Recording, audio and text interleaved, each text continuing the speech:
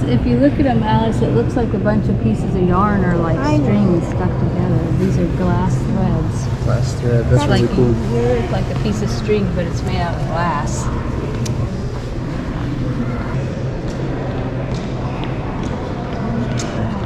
I've seen those.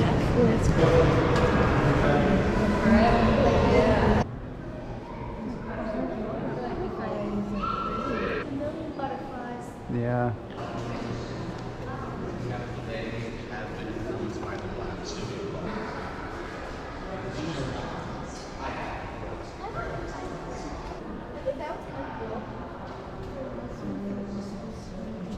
Yeah, it does. What is it? It says sheer volume. Looks like stuffed. It's kind of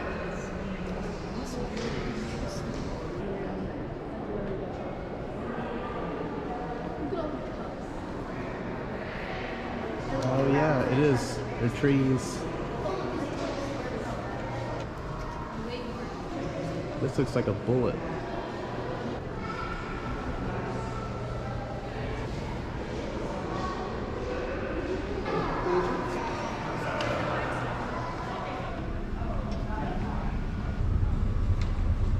Glass, and welcome to our hot glass show. We're here in the amphitheater and we're here with Chris Rochelle as our glassmaker. Helping him out is Catherine Ayers. Let's give these two a big round of applause. Chris is going to start to cool and shape this glass on this metal table, kind of evening up this bubble and also cooling the sides down. And now he's going to blow into the pipe, trap his air of his thumb. Now watch closely. A bubble pops out into that glass. Very nice. And then in a moment we're going to put this down into a mold.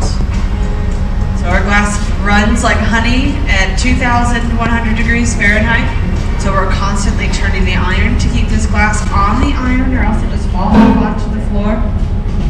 Chris is going to press this glass down into a mold. He'll inflate, and then when he brings this out, you'll see a beautiful pattern on the outside. That's called a diamond facet pattern from a Ballatin mold. Oh, maybe use this one that's not as hot. You can really see all the diamond facets in this mold there that give off that beautiful pattern. Now we have a very small amount of glass and therefore a very small pattern on this, so it's difficult to see. But we're about to cover it up with another layer of glass anyway, so that we get instead a pattern of bubbles. So everywhere those little points pointed into that bubble, into this bubble here, when we cover it with that extra layer of glass, a small bubble will form in that negative space. So we're going to trap a bunch of bubbles in a beautiful pattern. So we cool this down quite a bit. At around 1,000 degrees or so is when the glass stops moving, and it's a good time for us to gather that second layer.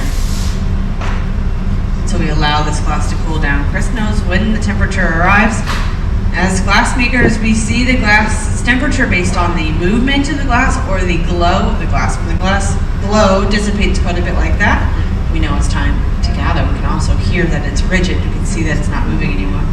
Inside our furnace is about 1,000 pounds of glass. Chris dives beneath the level, turns in one direction, and gathers. And up on our screens, I'll show you that same process. Gathering that glass out. He'll sit down here at the workbench and start to cool and shape this material. You can already see those beautiful patterns there in between those two layers of glass. As this gets a little bit cooler and thinner and bigger, the pattern will come out a little bit more. So the glow of the glass is a little bit difficult for our cameras to capture for this particular pattern, but otherwise, good to see it as it cools. We use wet wood in the beginning line, just like that tool there, to shape the glass.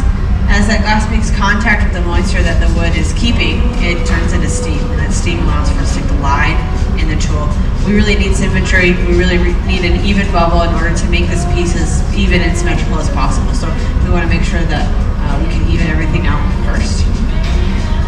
And when we run out of heat, we go into this oven here. This is our reheating chamber. This is 2,100 degrees Fahrenheit also.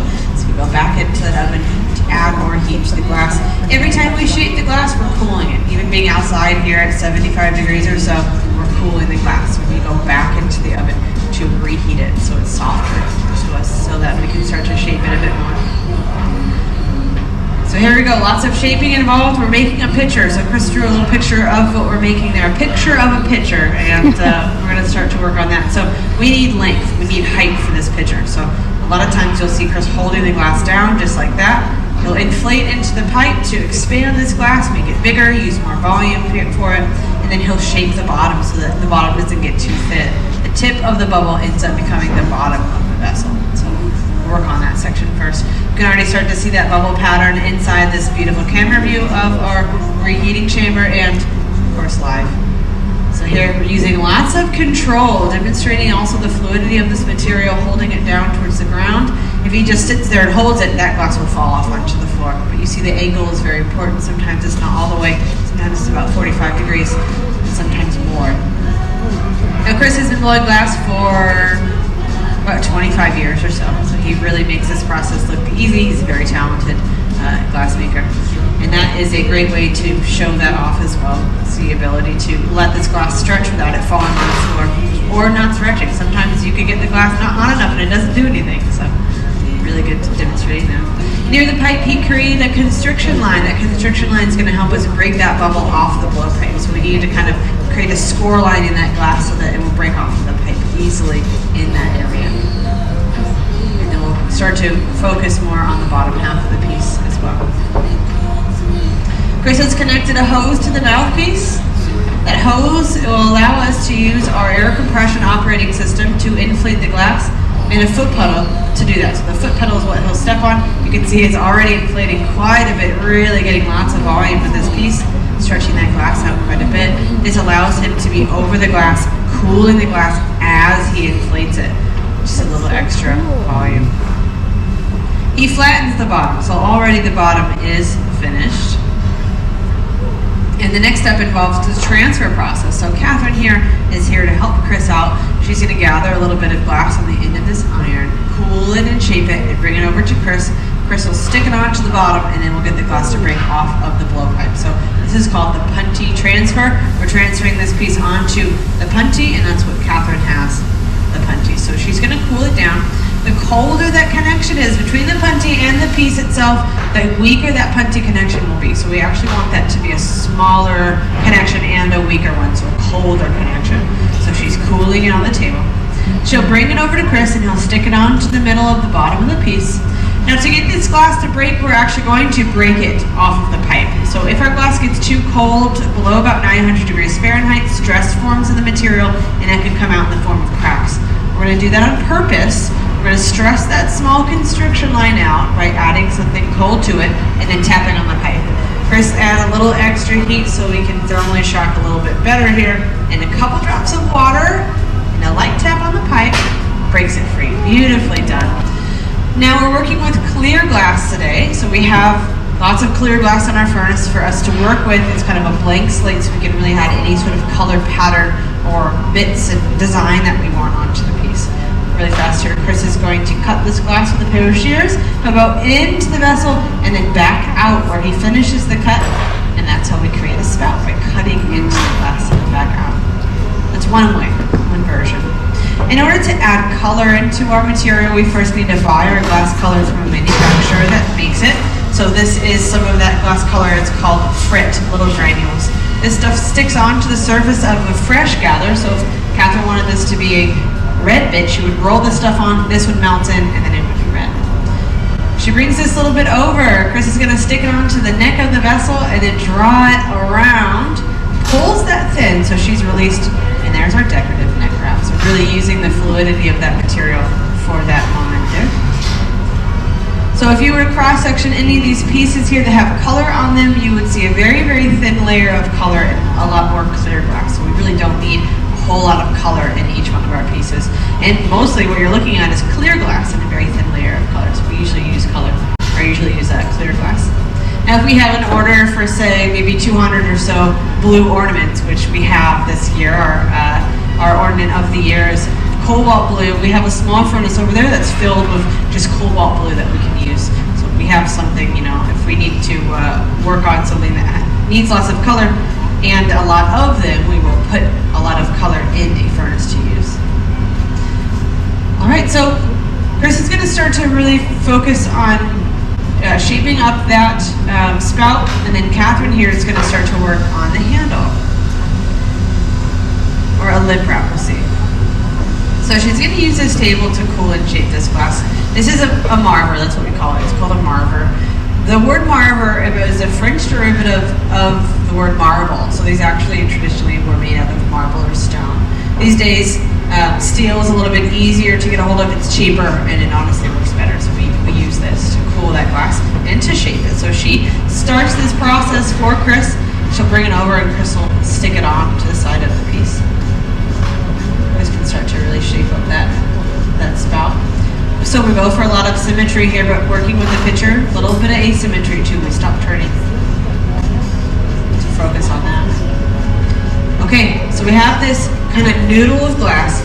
She'll bring it over, Chris sticks it on. He's gonna determine how much he wants, and then whenever he cuts that free wash, he'll flip downward because this is really hot. Look at that, we can just use gravity, let it fall onto the vessel, and then he'll start to shake that up a little bit more. And there's our handle, just like that.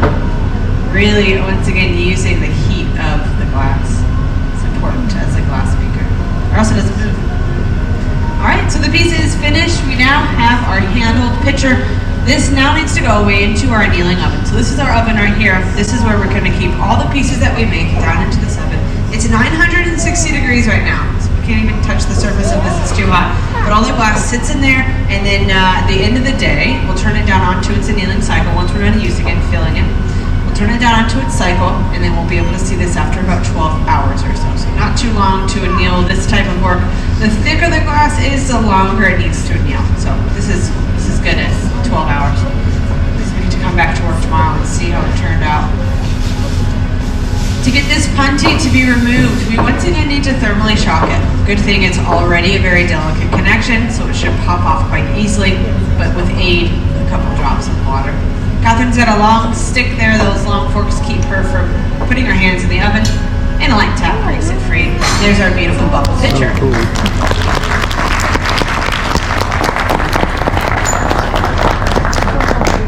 This goes into our annealing oven, and then once again sits there until the end of the day. We'll see you tomorrow. That's Chris Rochelle, everybody.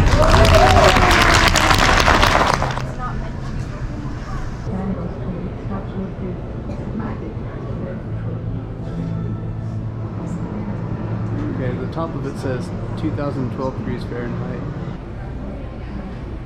Makes my eyes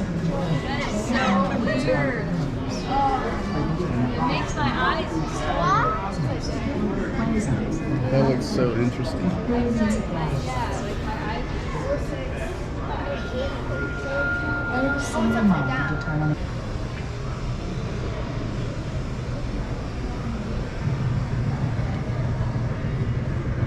This is a demonstration of the Owens bottle machine. Some of the first machine-made bottles. Have you ever seen a glass chair? Imagine sitting in that thing. It says the past, present, future. 35 centuries of glass. It's a dark tunnel The origins of glass making in Mesopotamia. in Mesopotamia. 300 to 50 BC.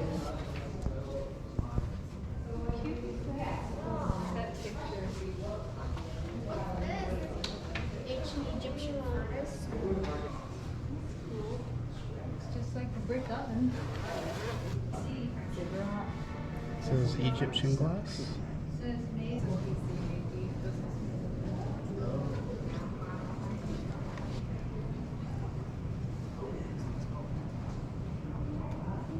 And this is all Roman glass. Oh, really?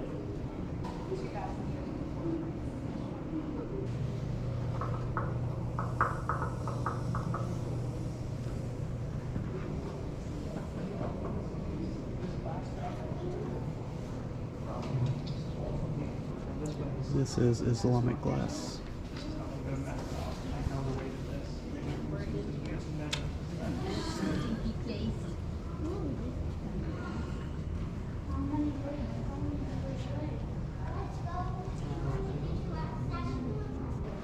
This is Venetian glass.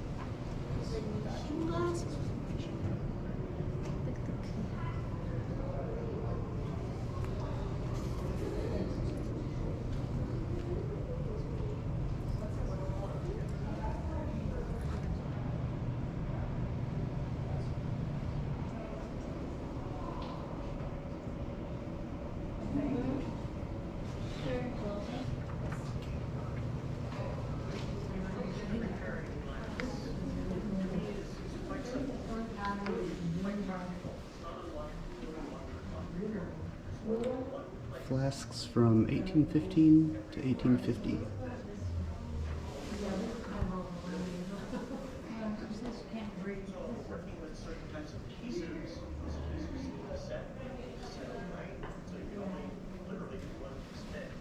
There's a lamp upstairs that I did, a Tiffany lamp, came in 40 pieces with about 100 small fragments.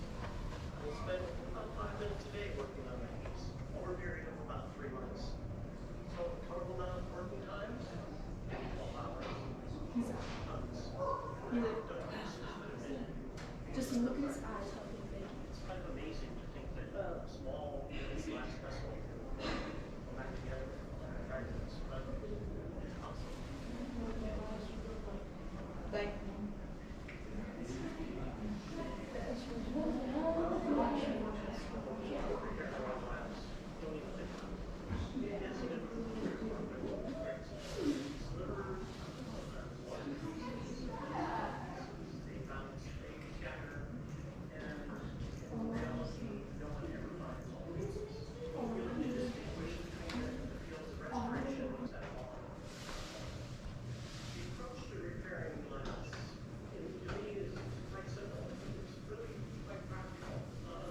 where's Nana? I'm not sure. Where's Mom Nana? Dead. There you go. Here's some marbles. Marble display.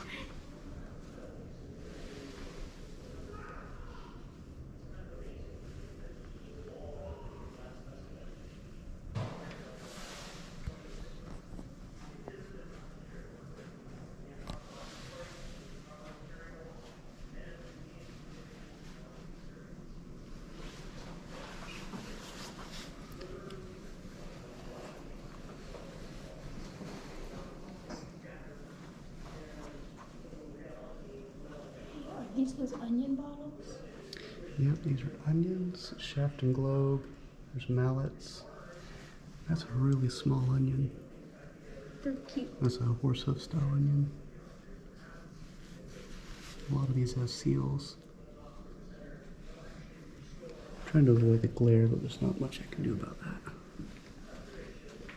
You see the dates on the seals? No. They're like There's 1780. an octagonal. They're from the 1700s. Oh, these are gorgeous. That is a very large case gem.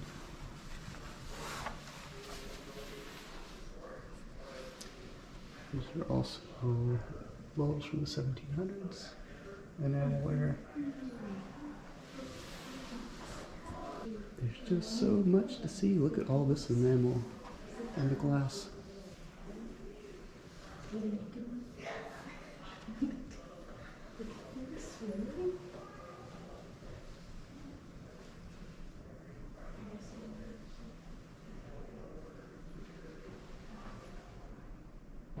Glass in the 18th and 19th centuries.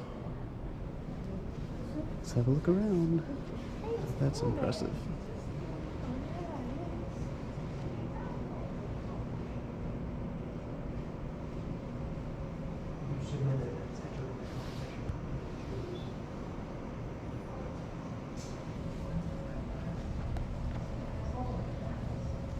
Some early glass molds.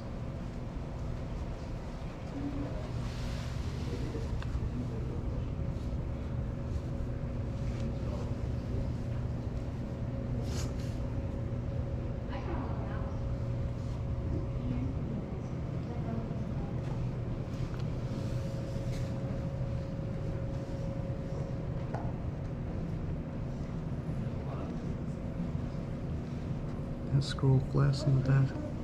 The scroll flask back there is huge. It's probably a good 14 inches tall or more.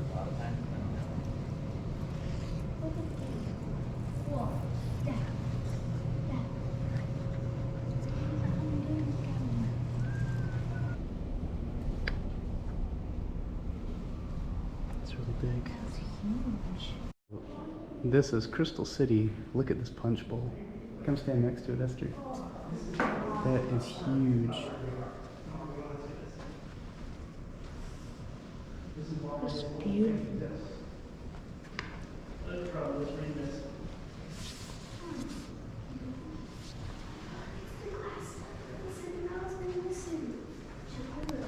That's gorgeous.